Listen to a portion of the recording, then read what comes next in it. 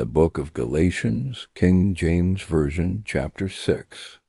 Brethren, if a man be overtaken in a fault, the which are spiritual, restore such a one in the spirit of meekness, considering thyself, lest thou also be tempted. Bear the one another's burdens, and so fulfill the law of Christ. For if a man think himself to be something, when he is nothing, he deceiveth himself.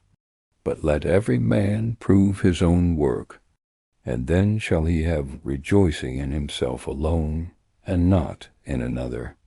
For every man shall bear his own burden. Let him that is taught in the word communicate unto him that teacheth in all good things. Be not deceived. God is not mocked. For whatsoever a man soweth, that shall he also reap. For he that soweth to his flesh shall of the flesh reap corruption. But he that soweth to the Spirit shall of the Spirit reap life everlasting. And let us not be weary in well-doing, for in due season we shall reap, if we faint not. As we have therefore opportunity, let us do good unto all men, especially unto them who are of the household of faith. Ye see how large a letter I have written unto you with mine own hand.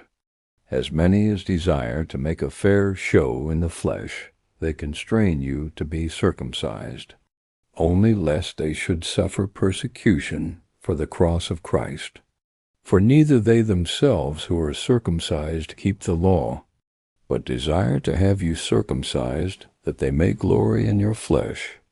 But God forbid that I should glory, save in the cross of our Lord Jesus Christ, by whom the world is crucified unto me, and I unto the world.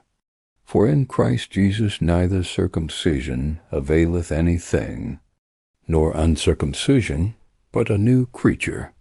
And as many as walk according to this rule, peace be on them and mercy, and upon the Israel of God.